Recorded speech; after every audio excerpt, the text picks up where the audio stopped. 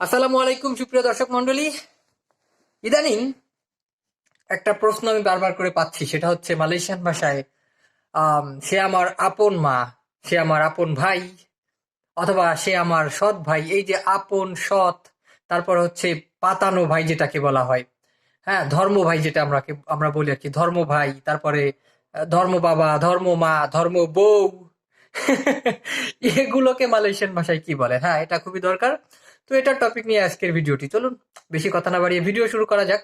ভিডিওটি ছোট, but description বক্সে অনেক ভিডিও লিঙ্ক দেওয়া থাকবে। আর আপনারা জানেন আমি প্রফেশনাল মালয়েশিয়ান ভাষা শিক্ষক, তো আপনাদের ভুলটা শিখাবো না, এটা আপনারা একদম মনে প্রাণে বিশ্বাস করতে পারেন। তো চলুন ভিডিও শুরু করা যাক, আগের মতনই খাতা কলমে। হ্যাঁ,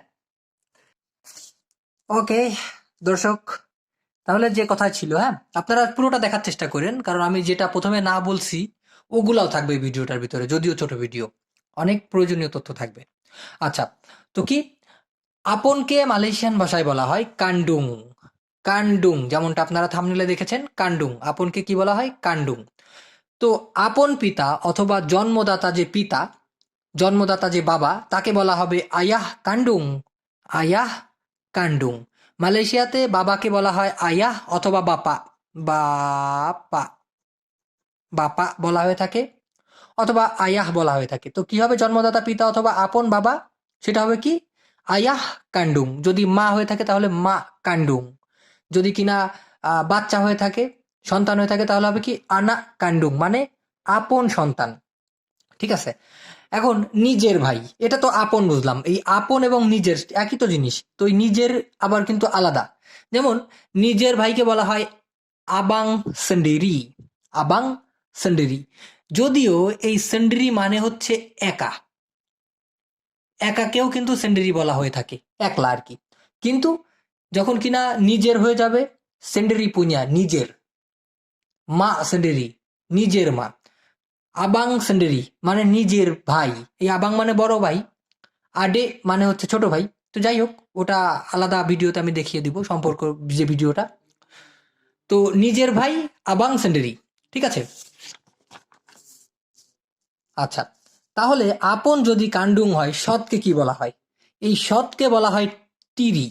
তিরি, তিরি, ইবু তিরি, অথবা মা তিরি, মানে হচ্ছে সৎ মা। সৎ মাকে কি বলা হয়? তিরি। তার মানে তিরি মানেই কিন্তু সৎ, যে কিনা আপন না।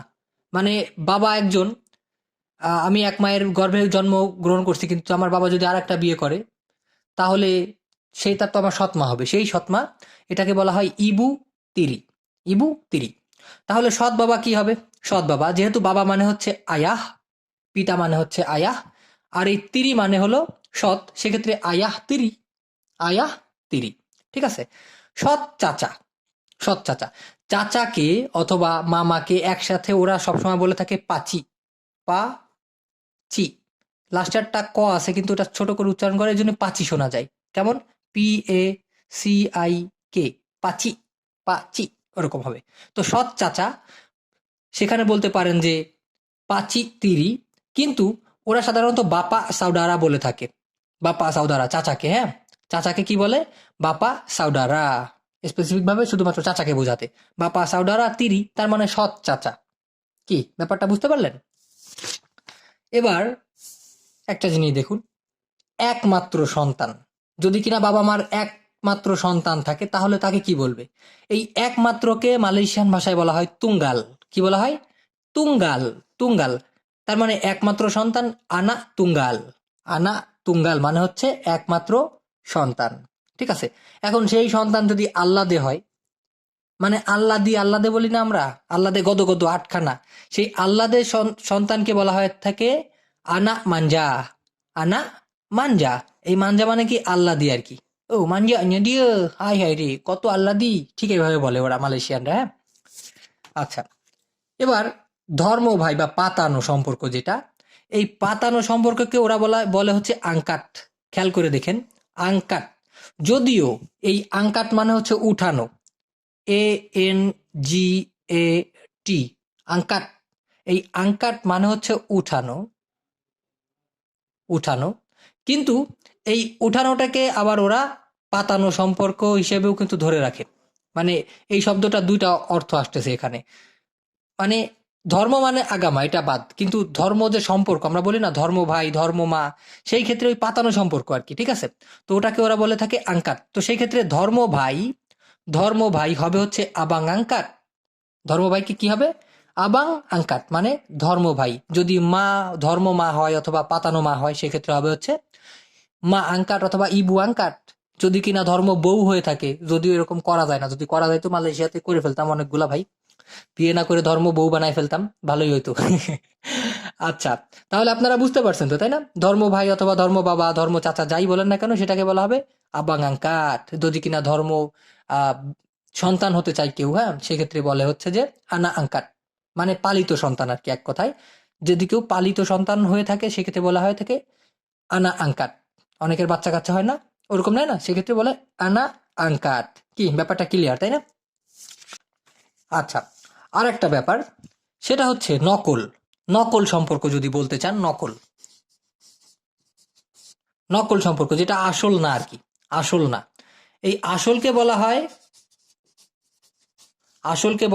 আসলি, আসলি অথবা পিওর আর কি, হ্যাঁ। আর নকলকে বলা হয় হচ্ছে, একটা হচ্ছে তিরু, নকল করা মানে হচ্ছে নকল করা, কিন্তু এই নকল করা সেই নকল করা না। এটা হচ্ছে যে জিনিসটা ফেক আর কি, সেটাকে বলা হয় পালসু। PALSU, পালসু। পয়কারে পা ল সয়রস্যু, পালসু, পালসু। তো কি হবে, যদি কিনা কেউ একটা মানে নকল মা বানায় নিয়ে আসে, সেক্ষেত্রে হবে হচ্ছে ইবু পালসু, ইবু পালসু, ইবু পালসু। ক্লিয়ার? আর যদি কোনো প্রশ্ন থাকে এই সব সম্পর্কে, আপনারা কমেন্ট বক্সে কমেন্ট করে দিয়েন, আমি সব কটার উত্তর দেওয়ার চেষ্টা করবো ইনশাল্লাহ ফ্রি হয়ে। তো আজকে এই পর্যন্তই। ভালো থাকেন, সুস্থ থাকেন, এই কামনায় আমি ফুরুত মানে গেলাম গা।